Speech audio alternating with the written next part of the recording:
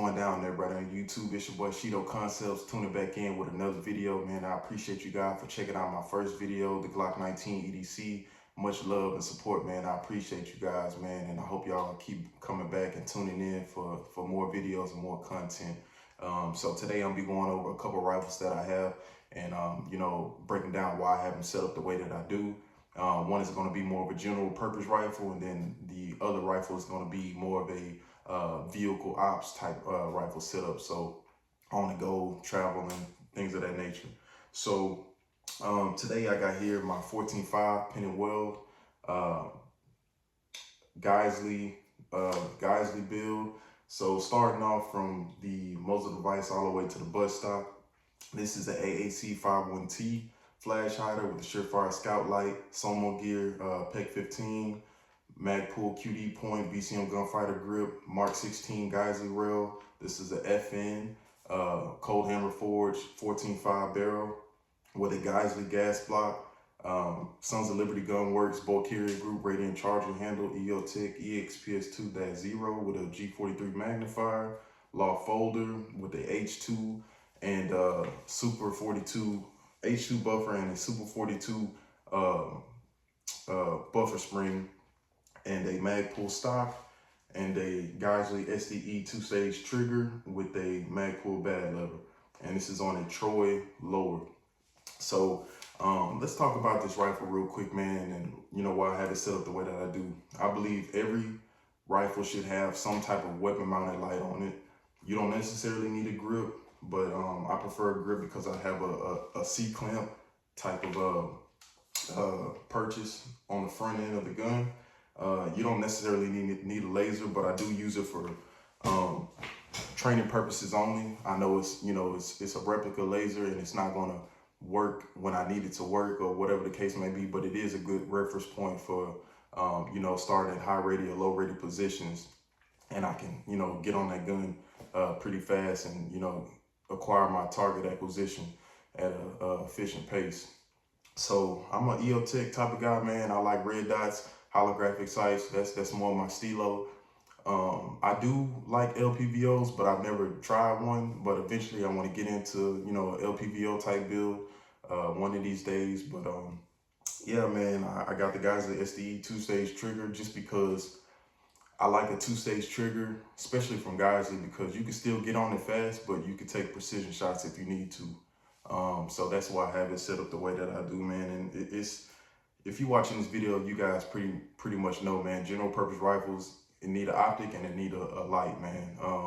The optic don't gotta be super expensive in the $1,000 range or things of that nature, but get you a good optic that's gonna be reliable and it's gonna run for you. Yeah, man, I went with the Sons of Liberty Gun Works bolt carrier group, super proven, reliable. It's a great bolt carrier. Have no issues with it. Now I did switch out this rail. It originally was a Mark 14 rail on here, and I switched it out and put the Mark 16 rail on there just because the Mark 14 rail, it looked kind of I don't want to say commercialized, but I mean it just kind of looked like it was too much going on for me. It was too many cutouts that were unnecessary, and I like the Mark 16 rail that it has nothing but M-lock cutouts. So that's what I prefer. I like that, and give it that blackout URGI type feel, and yeah. But that's why I went with the Mark 16 rail. So I went with the magnifier just because with a red dot you're not gonna get magnification at all. So having that magnifier on there just gives you that extra capability of reaching out over 100, 200 yards. So here's my second rifle setup. This is more of my vehicle setup, if I'm on the go or whatever the case may be, backpack gun, if you will. So this is my Daniel Defense Mark 18. This is a Daniel Defense Mark 18 upper sitting on an Anderson lower. So this is Surefire 4-prong on here, Surefire 4-prong, and then I have a Surefire Scout Light Mini, I believe, with the pressure switch on there so I can actuate it that way. I have a replica OGL EOTech laser, and then I have a EOTech EXPS2-0. Excuse me. I got these, as you can see on both my rifles, I got Velcro straps to manage my cables. And that's pretty much it. Mil spec lower, nothing crazy done to it. Law folder, excuse me, I keep burping. Law folder and pistol brace, man.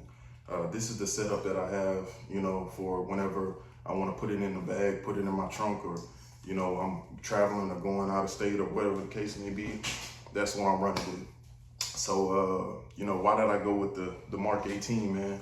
So, I mean, you guys know Mark 18 is a proven upper, man. I mean, there's you know, no bad things to say about it. I've, you know, had a blast shooting this gun.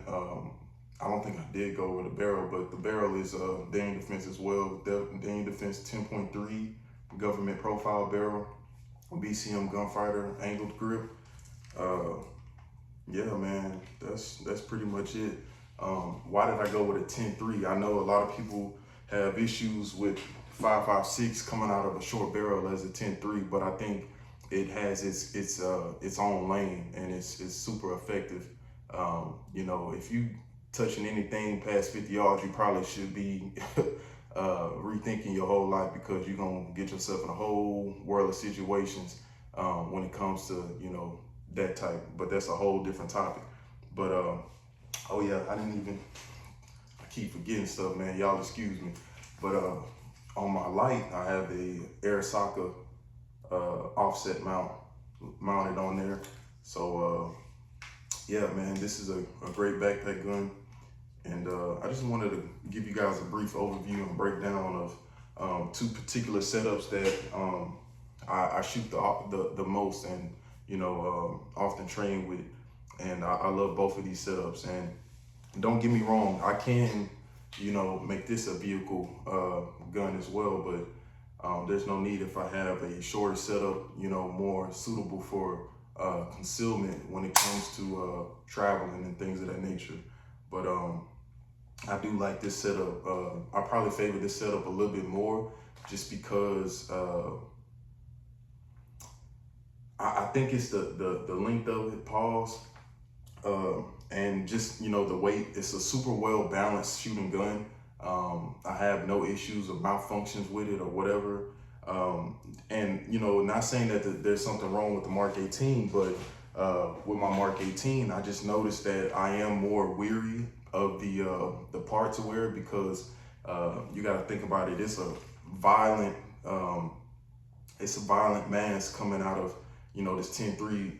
This being a 10.3 5.56, that bolt carrier group and the charging handle and the buffer is going to have a lot more wear and tear on it, just because this is a shorter, you know, setup. But yeah, man, I love both of these guns. I want to say I have about 1,500 rounds through this particular setup, and I want to say I have about 1,800, 2,000.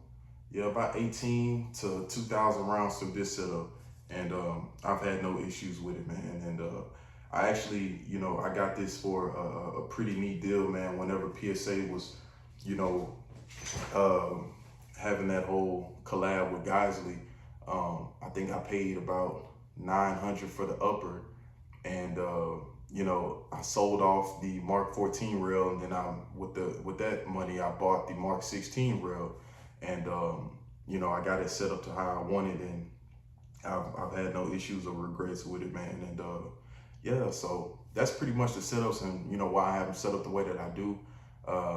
If you guys have any comments or, you know, discussions that I can go over in another video, if y'all want more of an in-depth review or some B-roll of me shooting these firearms, just comment down below and I'll be able to post it.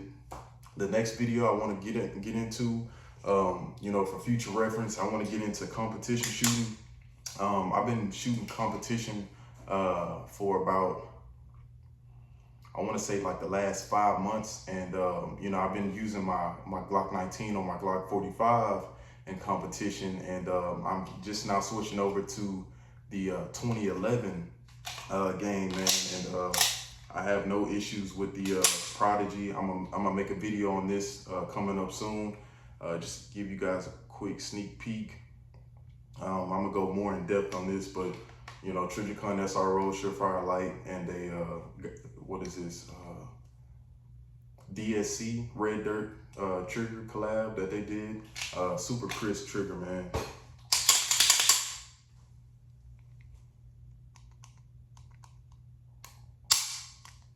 Super crisp trigger, man. And I'm gonna be getting into that a little bit later, but I appreciate you guys for tuning in, man, and stay tuned for upcoming videos, man. And I appreciate you guys so much for, you know, taking the time out y'all's day to check out my videos, man. I'm just a guy who like guns, and that's about it, man. Until next time, I'll see you guys later. Peace.